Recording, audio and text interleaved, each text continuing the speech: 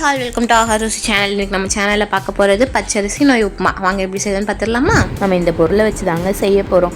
எப்போவுமே நம்ம சேமியா உப்புமா இல்லாட்டி ரவை உப்புமா தான் செய்வோம். ஒரு வாட்டி இப்படி செஞ்சு பாருங்கள், சூப்பராக இருக்குங்க. குக்கரை வச்சுட்டு குக்கர் நல்லா சூடான பிறகு அது கூட எண்ணெய் ஊற்றுங்க. எண்ணெய் நல்லா காஞ்ச பிறகு கடுகு போட்டுருங்க. கடுகு நல்லா பொரியணுங்க. கடுகு நல்லா பொரிஞ்ச பிறகு அது கூடவே உளுந்து, அதுக்கப்புறம் கொஞ்சம் போல் கடலப்பருப்பு சேர்த்துக்கோங்க. ரெண்டும் நல்லா பொரிஞ்ச பிறகு அது கூட ஒரு 2 பச்சை மிளகா நான் 2ஆக வெட்டி நான் சேர்த்துருக்கேங்க.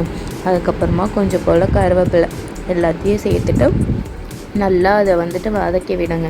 அது நல்லா வதங்கினதுக்கப்புறமா நம்ம 2 பெரிய சைஸ் வெங்காயம் கட் பண்ணி அதாவது நீட் வாக்கில் நம்ம கட் பண்ணோங்க. வெங்காயம் கட் பண்ணி அதையும் சேர்த்துட்டு நல்லா அதையும் வதக்கணுங்க. இது ரொம்ப ப்ரௌன் கலர்லாம் ஆக வேணாங்க. ஏன்னா உப்புமாக்கெல்லாம் கொஞ்சம் நறுக்குன்னு இருந்தால் தான் நல்லாயிருக்கும். நல்லா வதக்கிட்டு அதுக்கப்புறமா கொஞ்சம் போல் பருப்பு, மிளகு, சீரகம் இது 3த்தையும் ஒரு 2 பல்ஸ் விட்டு மட்டும் நம்ம கிரைண்ட் பண்ணி எடுத்துக்கணும். ரொம்ப நைஸாக அரைக்கக்கூடாது. அதையும் இந்த வெங்காயத்து கூடவே சேர்த்துட்டு அதையும் நல்லா வதக்கி விட்டுறணுங்க. வதங்கின பிறகு தேவையான அளவு உப்பு சேர்த்துக்கணுங்க. நல்லா வதக்கிட்டு அதுக்கு தேவையான அளவு நம்ம என்ன பண்ணணும்னா உப்பு சேர்த்துக்கணும். உப்பு சேர்த்துட்டு நல்லா அது கொஞ்சம் வதங்கின பிறகு 1 டம்ளர் அரிசிக்கு 2 டம்ளர் தண்ணி ஊற்றணுங்க. நாங்கள் இன்றைக்கி 1.5 டம்ளர் அரிசி போட்டோம்.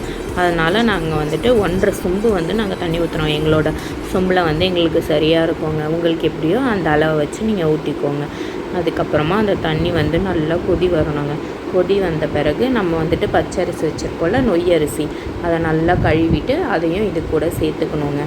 சேர்த்துட்டு விசில் போட்டுட்டு நீங்கள் ஒரு 2 விசில் வச்சுட்டு இறக்குனீங்கன்னா நம்மளோட நொய் உப்புமா ரெடி.